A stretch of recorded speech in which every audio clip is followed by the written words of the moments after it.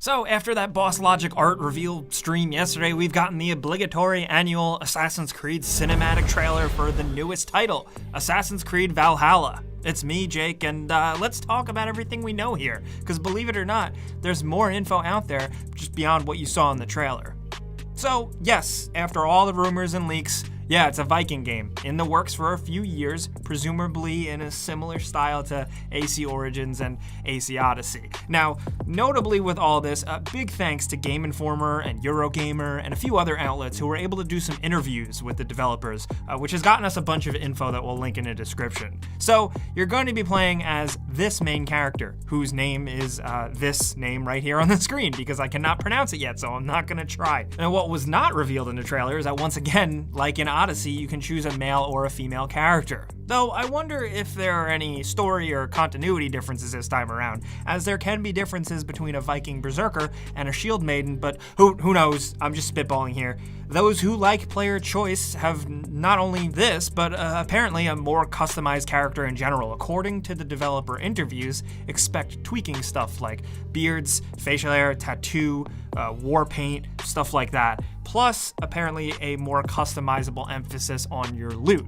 But we don't know how exactly yet.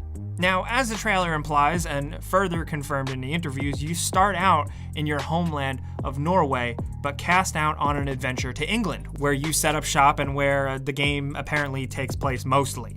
Although you can go to Norway whenever you want while you're playing, the main chunk of England you spend time in is divided by Wessex, Northumbria, East Anglia, and Mercia, if I'm even pronouncing those right. Apparently, there are some surprise other regions of Europe there as well, but we don't know those yet. People aware of English and Viking history know that there's a lot of tension and violence going on, and the game's main villain, King Alfred the Great, who was featured heavily in the trailer, allegedly is going to have some nuance and isn't just a mustache-twirling evil villain, just as your Viking adventurer isn't completely just a bloodthirsty pillager. There will be dialogue choices and apparently political alliances to make.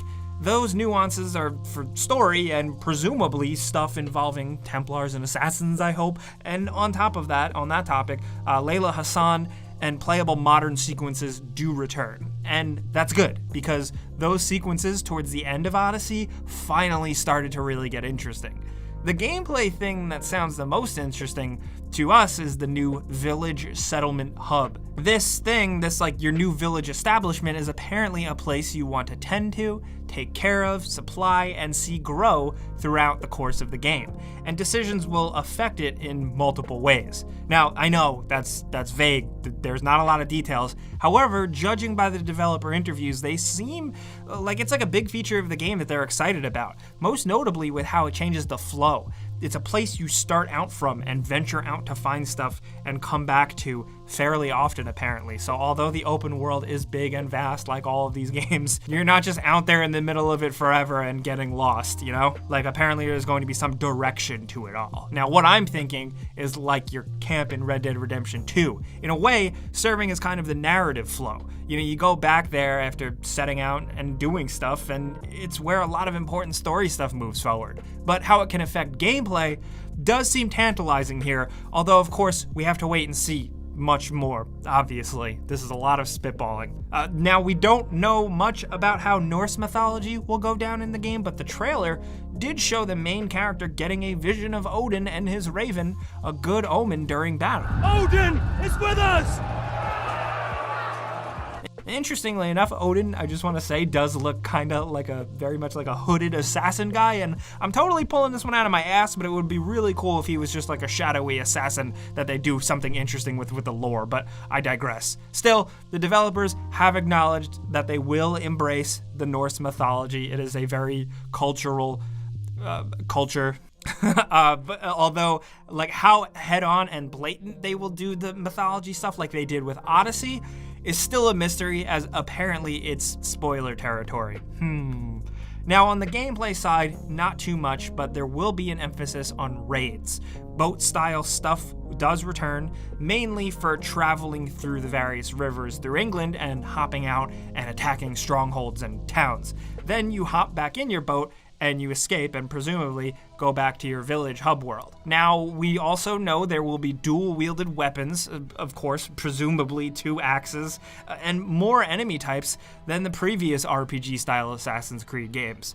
Also, the end of the trailer, of course, confirms a pretty cool assassin hidden blade, although it's positioned much differently than the typical under the wrist style. This one's, I guess, I don't know what the word is, above the wrist, over the wrist.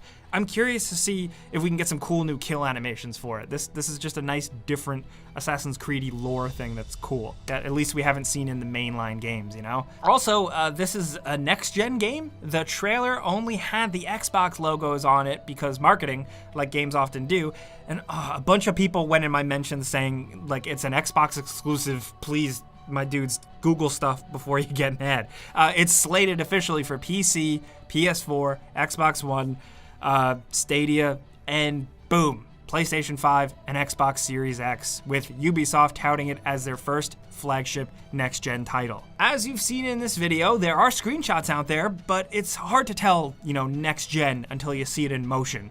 The game is surprisingly bright and colorful, though, I will say, but still, expect an actual full gameplay reveal soon. Since Xbox does have the marketing deal here, maybe we'll see it debut from their next-gen console news announcement thing first. Xbox has announced that May 7th they're revealing some Xbox Series X games and gameplay, so yeah, that might be where we might finally see this in motion.